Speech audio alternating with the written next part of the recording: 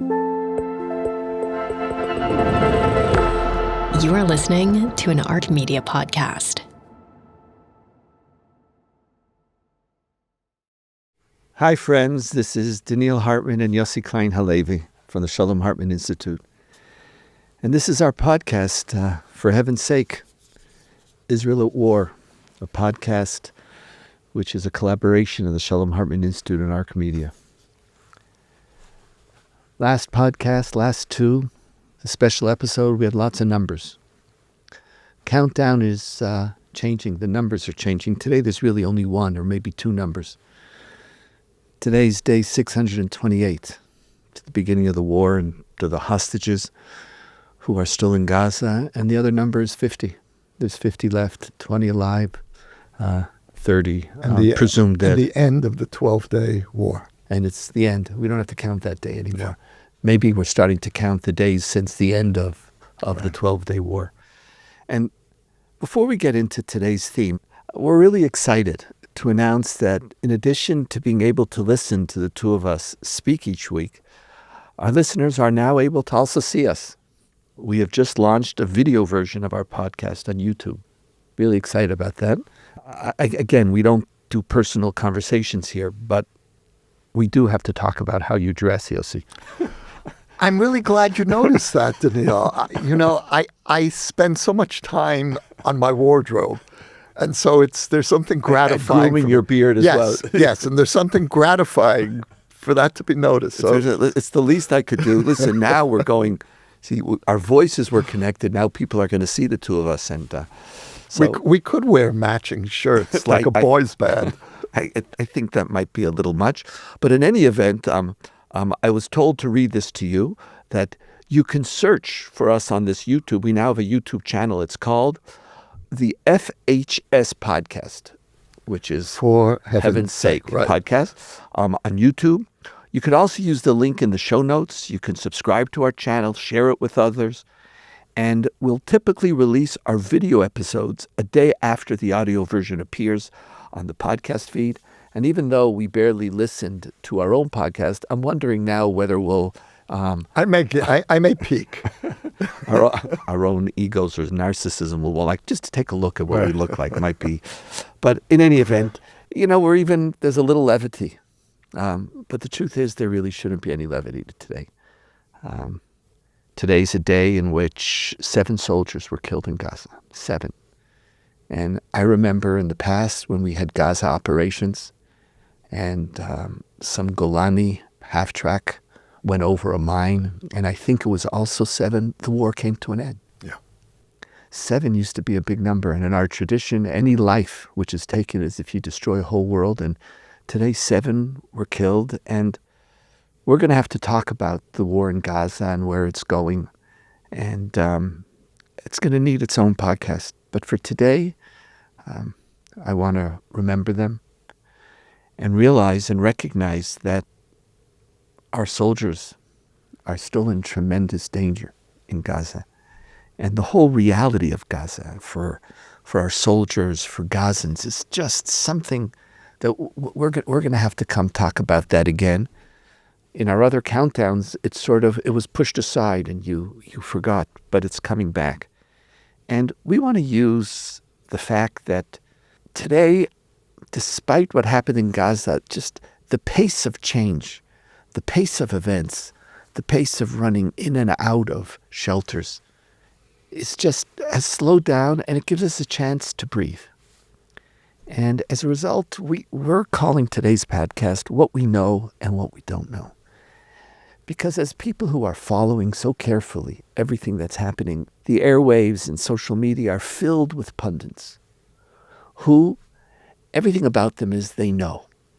And so we've been collecting and reading all these people, what they know, and everything that they know is usually only true for between 5 minutes to 12 minutes to maybe a day, 24 hours.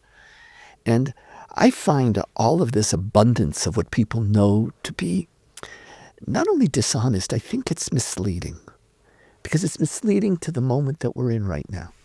Because where we are is there are things that we know, and we should try to figure out what they are. Because it's not everything we don't know. There are things that we know. but there's also a lot of things that we don't know. And I want to go through this with you, Yossi, because I need that clarity myself. I need everybody's talking and why they're talking and their political agendas and I think people are going crazy, frankly. Yeah. I think actually people, they're going insane. Events are changing and nobody ever asks a pundit to give an accounting for what they said they knew that they were wrong for. Like no one ever fires pundits. I want to know, why don't you fire them? So since we're not pundits, we talk about what we understand at any given moment, never claiming more. We talk about what we believe, and we talk about our take on our people, on our country, and our world. We don't claim facts to that same degree. And so to try to create some clarity, there's a whole list of issues that we want to talk about. From the war in Iran, the American bombing, state of Israel and world Jewry. We'll get to that list, and we'll see as much as we can do. But I think all of us need some more clarity. So what we know and what we don't know. And let's start with the war itself. The 12-day war, which is now one day over. As you look back on it, not a whole big list, like what is it that you know about the war? Like what could you pocket? And what is it that you know that you don't know? Yeah. I don't really trust myself right now, because if you had asked me a few days ago, and you did ask me a few days ago, I thought I knew that this was the most extraordinary victory that Israel has achieved, maybe since 1973, maybe ever. And I thought that the American bombing was an unequivocal success. And today, I don't know what I know anymore. So tell me, starting from the Israel side. So and what you're I right. know, is that we outdid ourselves. We, the Air Force, the Mossad, performed to the absolute limits of what we were capable of. We gave this our absolute best. For 12 days, we had undisputed superiority in the skies of Iran. In 12 days, we didn't lose a single plane, a single pilot, a single Mossad agent. They built a drone factory there, and they got away with it. Now Iran, the regime, is rounding up what they call Israeli spies. They've arrested 700 people, the last that I saw. These are people who most likely went on social media to express their support, and I saw these extraordinary clips of heroic and suicidal Iranians saying, we just don't care anymore, and we support. Oh, so those are the Mossad agents. Those are the people that that I imagine. These are the people they're rounding up. You don't know that, though. I don't know it. Right. So, so what I do know is that this was one of the most extraordinary military performances in Israeli history, for sure. What don't you know about this? Just about the Israeli side of the war. We'll come to the American bombing in a moment. Well, I want to say one more thing that I think I do know at this point. Go for it, yeah. Which is, despite that, it's being compared to the Six-Day War. All right, it happened. It was twice as long. Nevertheless, we also had a lot greater distance to cross, and the obstacles were more formidable than the Six-Day War. But what I feel I know is that it's not enough. The Six-Day War, at least militarily, not politically, the Six-Day War militarily was a decisive victory. So it's interesting. You're saying it's not that I don't know if it was enough. You're saying I do know that it was not enough. I feel that I know that. And when you gauge the mood among Israelis today, on the one hand, there's tremendous pride here, a deep sense of satisfaction. On the other hand, that's it. You mean to tell me that we had mastery over Iranian airspace for 12 days and the results are still inconclusive? That's very sobering. That's sobering. So what do you know? It's very similar to yours, but there's a certain edge to it. I know, like you, that our army is unbelievably brave and our army is unbelievably skilled. I know that a category that you had, which you taught me, and that's the category of deterrence, has again been reinforced. When we could fly over Iran that way, Gulf nations, people are asking, should I be with Israel? Does Israel, are you back? I know that there is... Which is how peace is made in the Middle East. In the Middle East, that there's something, I know that there's something very impressive. But at the same time, I do know that this was executed to the T. There was a bank of targets. Everything was set up in advance. This was planned. There was a strategy. All done. What I do know or don't know, similar to you, is whether we really even had a strategy to take out the nuclear sites. I'm watching and looking and collecting all the information. We were talking all along. We'll do it alone. We'll do it alone. You know, for 8 out of the 12 days, we spoke about the great achievement of the fact that we're flying unhindered over the skies of Tehran. Or do you know how many times the word unprecedented was used? It's like there's the unprecedented bombing campaign, the unprecedented. So all of the, but what was our plan? I don't know anymore. Yeah. If we really had a detailed plan, unless the plan was to count on America. Right. Unless the whole thing was planned in advance, which I don't know. It seems You mean together with Trump? Together with Trump, whether that was the plan, as we say in Hebrew, milechatchila, from the outset. But that would be very strange because here it is, that means we didn't go to war alone. That means America supported us going to war. That means the whole claim that we pulled Trump into our war. So that would be false. And I almost be more relaxed saying Israel and the United States had a plan to work in cohorts with each other. And we tricked the world. Look how quickly we've transitioned from what we know to what we don't know. Right.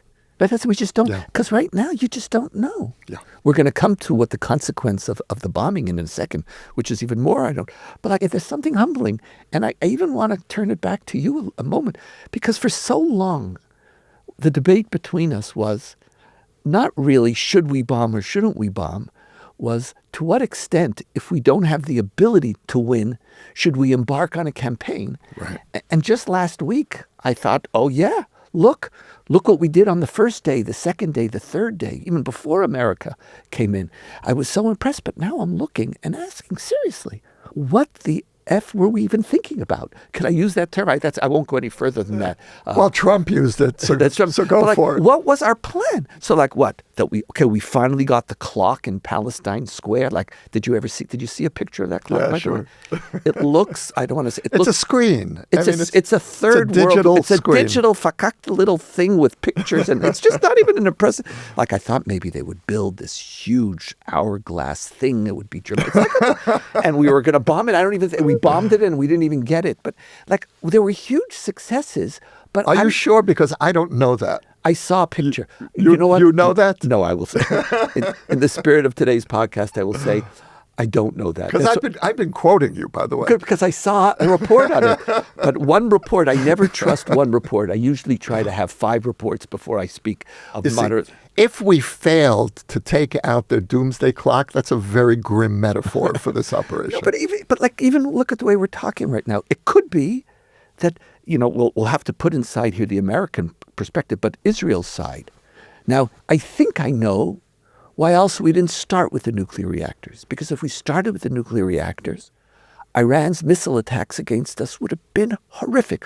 We actually spent the first day not just clearing out the skies, but in days after day, limiting as quickly as possible their ability to fire missiles. And it was still very extensive. Okay, but this is important. So there seemed to have been a plan. Pause on that for a moment, because that's something that we know.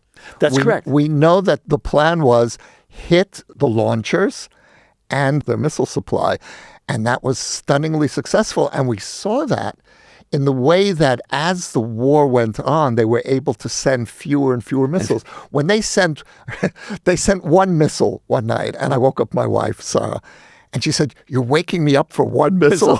You know? Yeah, because one missile we can handle. So there seems to have been a plan. And when they attacked the nuclear reactors was after the damage to Israel could be diminished. So it could be that it was actually a huge master plan. But then that master plan, what I don't know, did it include the United States? Did it not? And if it didn't, what does that mean? But the other thing we also do know, and we should state this, is that with all of our tremendous victory, they were still able to fire missiles. And even when they could fire 5 missiles, we didn't get all one of of them got through. We didn't get all. And actually, the numbers that we said we were going to get, 5% we said we used to get in, now was closer to 15%. And towards the end of the war, more and more.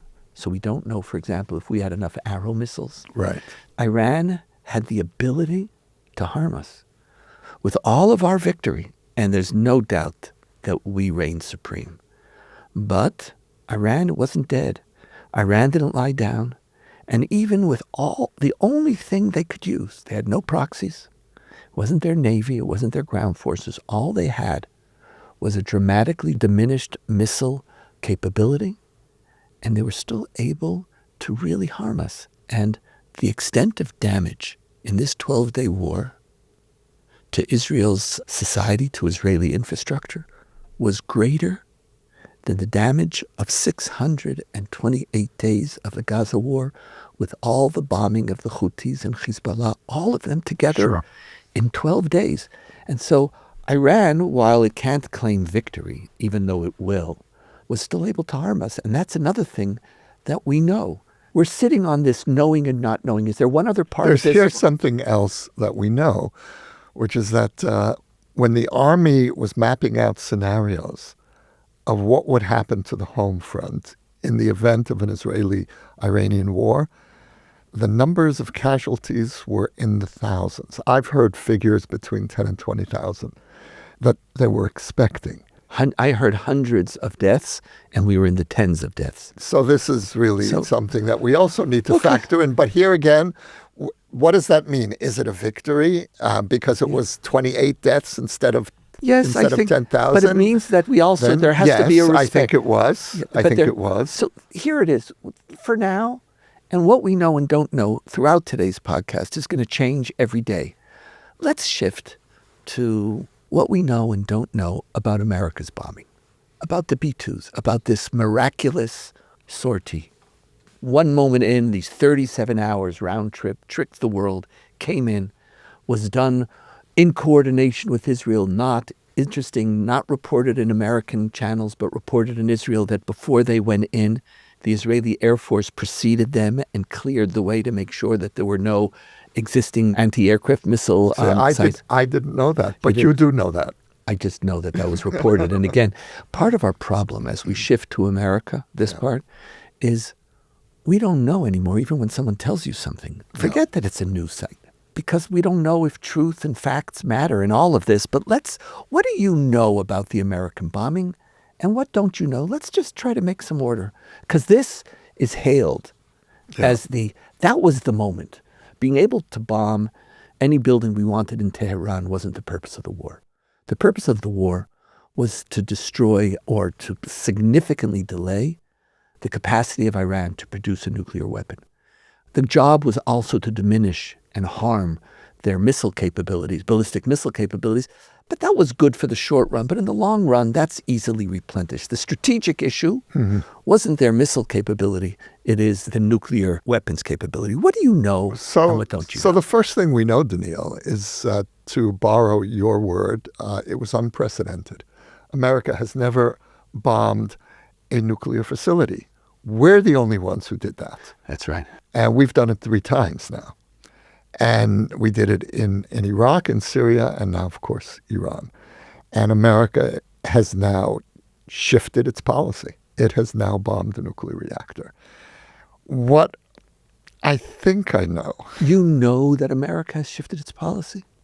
Well, it just did. No, practice. you know that America did something. I don't know if there's a shift in policy. In other words, we don't know if they would do it again. Exactly. Yes, that's right. I'm enjoying being Socrates, because this is what Socrates. That's the essence of the Socratic move. Yeah. Socrates in his life meets the people who claim to know, because in his youth he has this dream that he's the wisest man of all, and he says, "How could I be the wisest man of all? I don't know anything." And his whole life's journey and all the Socratic dialogues are an attempt where Socrates meets the people of knowledge and says, what is it that you know? And they tell him what they know. And through his questions and back and forth, he proves to them that they don't know till at the end of his life, he recognizes that he is the wisest man because he's the only one who knows that he doesn't know. So I'm enjoying being a little Socratic on you. I apologize if it's nudgy. And at some point, you could tell me, Daniil, stop it already. And that's okay. But, I wonder what it'll sound like when we apply the Socratic method to Trump's pronouncements. But we'll get there in a moment. But the other thing that I think I know, again, here I'm on knowing, not knowing ground, is the profound psychological impact of America's move on the region, on the regime, first of all, and on the Arab world. I think that America's posture has substantially changed. Trump's posture has changed. There was a derogatory nickname that they were applying to, that he's the guy who always chickens out. Is it a taco or something? Yeah. I think that was it. Some acronym. I don't know what it stands for, but it's something about he talks and then chickens out or something. Yeah. TACH. Something taco. Like that's it. Something. Talks and chickens out. Talks and excellent. Oh, that would work. Oh, he was furious when. And someone even asked that to him. Yes. Could you imagine how vulgar it is to even ask that? It's like, anyway. But okay. So he wasn't a taco. What we know of Trump is that slur must have so deeply grated on him that it might have factored in his decision to attack. I'll give him more credit than that. I don't know. That's pushing it, but okay. So, all right. So now, while we're on the topic of Trump, again, I don't know, but I think I know that his pronouncements about the attack are less than 100% accurate. Did he totally obliterate Fordow? It doesn't seem so. That Israelis sent inspectors into Fordow to examine the damage. And I think I know that we didn't send our people into a live reactor that was smoldering. I have a feeling we didn't do that. So when I hear his pronouncements, what I do know is that I don't know if they're true. Okay. So I'll tell you what I do know. I do know, as you said, I do know that America bombed. All right. That's the beginning. That's the beginning. I do know that significant damage occurred in a number of the facilities. Something was achieved. Anywhere from the spectrum of light damage to very extensive damage to complete destruction. Somewhere in that spectrum. Where in that spectrum, we don't know. I do know that I'm very grateful for America for doing this. I do know that this was an American interest. I also know that Israel truly, with all of its talk, couldn't do it on its own. Mm-hmm. We just couldn't do it on our own. I don't know if it was enough. I do know that America said, that's why I asked you, they changed their policy. I don't know if they changed their policy because a commitment to destroy a nuclear Iran is not about having one sortie. Yeah. It's about a campaign, and I respect very much a president and an American desire not to be engaged in either regime change or protracted wars. If you are an American and you look back at Iraq and Afghanistan, and Kuwait, it's just there were so many wars. Yeah. Even you go back to Vietnam, you could go back to World War II, which was something else. But there were so many wars that America's been engaged in for decades as it saw itself as the policeman of the world. And they never worked. And the numbers of American casualties are humongous. And a president who says, I don't want to do that. I don't want to be a part of that. I might feel frustrated about it when it comes to us and our need for having America. But I can understand that America was saying, if you want to go to war, let's have a clear idea, just like we have in Gaza, about what our strategies are, what's our exit strategy, what do we really want to achieve, and is it achievable, and are we willing to pay the price? But to be pulled into things without knowing an end I can understand that that's something that an American president and American citizens can say, I want to be much more cautious. I feel the same thing about Israel. Why should an American feel that way? Part of my critique about Gaza was, what was our exit strategy? What do you want to do? Uh-huh. And so I respect that. I do know that America proved that it could engage in an act of war without being drawn into a war. But that was crucial for Trump in relation to his constituency, which was very skeptical. But even I could even say foreign entanglement, even without being the pundits who now know all of the American Republican constituency. I can understand the logic of it, the humility that it requires. Yeah. But what I don't know, to the degree that we could celebrate, is whether, even without going to a full war and not talking about regime change, and as President Trump himself said, I don't want to do regime change. That just creates so much chaos. And that's what America's learned. Every time you have regime change, you end up getting worse. And, what are you gaining even? But whether this is enough, I know America stood up. I know America's capabilities, I do now know, are unique. I know America took a step. I don't know whether a step is enough. And, you mentioned that President Trump stated that Israeli resources went into Fordo and affirmed total destruction. Within an hour, one of the senior ministers in the Israel Security Cabinet said no Israeli was there.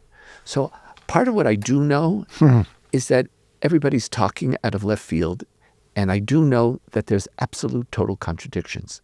Anyway, one says, Israel says that we destroyed. Another one, the AP says they just spoke to Israel sources and they're doubtful. It's just everything is being thrown out. So I do know that nobody knows. And that's humbling and scary. It is scary. I do know that it will take some time. And so maybe, we're going to have to give it patience. Maybe the results are far greater. I don't need to now be cynical about them, but we do know that we don't know, and that after this initial moment that, wow, what could withstand the 30,000-pound bunker blaster? It has some acronym. 14 of them were fired at Fordo, and we don't know. Right. And I think part of what I do know, I would say, is that I know that it doesn't seem like America has an appetite to do more of this. Yeah. And that has a lot of implications for the next stage. Absolutely. And especially since one of the things that we do know is that there's over 400 kilo of weapons-grade enriched uranium that has disappeared. That nobody knows where it is. What we know is that we don't know, and the only ones who do know where it is apparently are the Iranians. And so part of what we also do know as a result of the bombing, not only Israel's bombing, is that Iran's not gone. Their army's still in place. The Ayatollah regime, the Revolutionary Guard are still there. And we do know that they're not running. It's not like they're waving a white flag and saying, oh, please, let's negotiate now. I can't breathe anymore. The principle of there is no peace, which doesn't start with power. Mm-hmm. I do know that the Iranians don't seem to be devastated. They might be frightened in their own private rooms. There might be much more chaos. But this was not a Hezbollah. No, and my guess is... We didn't do a Hezbollah move. No. My guess is that we knew that going into this, that they would not raise a white flag. We also knew that there would not be instant regime change. And again, we don't know what's happening within public opinion in Iran, but it seems that much of the population is instinctively rallying around the regime as an initial response. Our country is under assault. Iranians are no less patriotic than we are. But that's the initial response. And what we don't know, but what I'm hoping for. But that's not one of the categories. I know. Okay, so how shall I phrase it? What I would like to know is just officially I know, I'm you're pushing it. I am pushing but it. okay, go for it. I'll let you. That what this 12-day war, in retrospect, will be seen as having achieved is the beginning of the erosion of the people's trust in the solidity of the So this is what you government. would like to know. But Yes. but now you've really added a category It's a whole new category. of Daniel. prayer, which doesn't belong. I hope, my aspiration, my fantasy. I'm going to put a limit on it, but I let you put it. But let's go But to I what... do want to go back to something that you Please, did yes. say about regime change, which is that we know that regime change is always bad. We don't know that. We don't. And I said that it's always messy. it's always messy, yes. And it But more often than not doesn't really work. regime Who change, do you get in place and all of the above? I spent a year reporting on regime change in Eastern Europe in 1989, 1990, going from Fair enough. one fallen Fair enough. domino to the other. Okay, Now, you actually regime have a change- fact on your side. Now, so I do know that regime That change sometimes it works. sometimes really does Fair work. fair enough. And you know what? That's really important. Don't always be so skeptical. And so here it is, what we know and don't know about the war. And we're still very hopeful. We're not being critical. But as days pass, what we don't know is painting what we did know with a different hue. And we only have time. We had a list of about 15 of these. That's Yossi. amazing. We haven't even begun. We the haven't even conversation. begun, but we have to add one more for today. And what do we know about the state of the Netanyahu government in light of this war? Like here it is, Netanyahu, who is the prime minister of war, I would call it. He's the prime minister of war and economic vitality. That was his identity, his calling card, which was profoundly damaged in October 7th. I am not the prime minister of security. I'm not the prime minister of military strategy. Israel's economy seems to still be doing, quite well. The dollar's being devalued in the shekel, despite the unbelievable expenditures. So it's like there's something going on. But what do you know about Netanyahu, not even Netanyahu, his government, the coalition? What does this mean?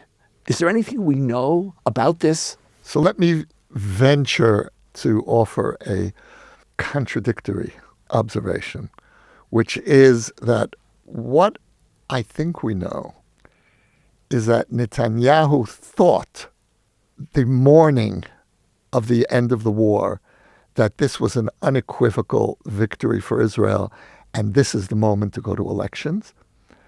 And what he thinks today is maybe not. Maybe not. Netanyahu, as he speaks about the war, speaks very differently than you and I, because you and I were not politicians. And we're just talking about what we know and what we don't know. Yeah. He posits himself as the one who knows. And his declarations in one press conference after another of, we have achieved all of our goals and beyond. The public isn't buying it. I know that, but you could see his language. The polls show it. So this is what's interesting, is that you would think Netanyahu is the same. It's the same speech. It's the same tone, the same certainty. There's nothing that you know or don't. Everything is wonderful, and Trump is the greatest friend of Israel, and we've never had more cooperation. And look, no one could deliver Trump more than me, and all of the above. And still, Trump screams at him. So that's something else we know, is that no American president has ever spoken to the prime minister of Israel in such a demeaning and vulgar way as Trump to Netanyahu. Or maybe, and got away with it. And the prime minister of Israel said, yes, sir. But as it pertains to his government, and we're not getting into the relationship of Israel and the United States right now, we don't have the time. But one thing we do know, and there's already been two of the more reputable polls, each one saying the same thing, that the Likud party has increased from 22 seats to 26 seats. And for the first time now since November 2024, it beats a potential Bennett party, this mythic unknown party who Israelis flock to because we don't know what it is exactly yet. It just is a party of healing and unity and decency. And a party of one man so far. We don't even know his list is. But that party, for now a year and a half, has been the largest party in any potential election. Which says so much about the confusion in the Israeli public. But so it went to Netanyahu's now 26, and in both polls, the Bennett party is 24. It used to be Bennett was 25, 26, his But- party. And but- Netanyahu, I'm coming to the 21, and Netanyahu was at ranging from 19, 20, 21, 22, 23, depending on the day. But even though his party has grown, even though, again, also, and in polls which speak about who is your preferred candidate for a prime minister, who do you trust the most, Netanyahu has also overtaken Bennett for the first time. But his coalition doesn't change. His coalition, which now has 68 seats, in large measure because of Gideon Sa'ar and the fictitious seats that he collected from The defections from the from other defections side. from other sides. In fact, his coalition doesn't pass 50. It's one poll Out has of him a- at 40. out of 120 seats. It's 140. When one poll it's 48, and another poll it's 49. And this is a after the 12-day war. After the 12-day war, Extraordinary. there's been no shift. And the opposition is at 61 or 62 without the 5 seats of Mansour Abbas, which they say they don't want to have. So in other but maybe words, they'll have. Netanyahu is taking votes from the farther right. That's right. Actually, the one who goes down is Ben Gvir. Ben Gvir goes down, and the Likud party takes some seats from Lieberman. But the coalition itself, altogether, the Democrats are very strong. That it's still, he's not closer after what is ostensibly the greatest victory. So it seems. What do we know? What we know is that Israeli society knows that they don't know.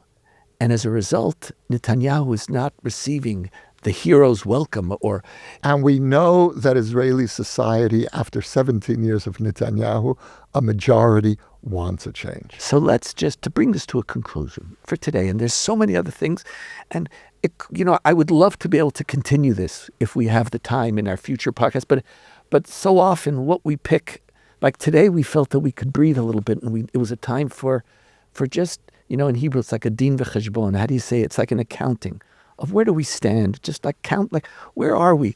And we just began to touch the surface. There's so many other issues that we have to talk about, and hopefully we can, unless some central issue, and without doubt, one of the most important questions that we have to put on the table, but we chose not to do this today.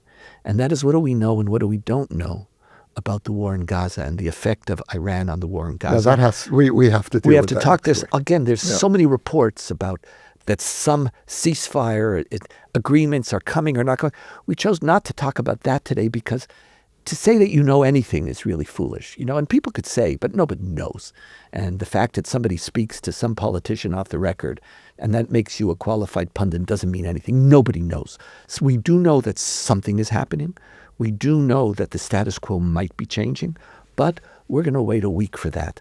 But so this is what we know, and this is what we don't know. And on the one hand, it's comforting to know what you know and what you don't know, but it's also very unsettling, the level of uncertainty. Just in our conversation, I feel better. I don't know how our audience is going to feel from this conversation. Yeah. I don't know if people on the political right are going to get angry and people on the political left feel, but the foundation of a democracy is talking about what we know. Truth matters. Facts matter. You don't make up facts, and when you don't know, you say you don't know. And I for me, this was important. Any concluding thoughts for yourself? Here's what I know about myself at this moment.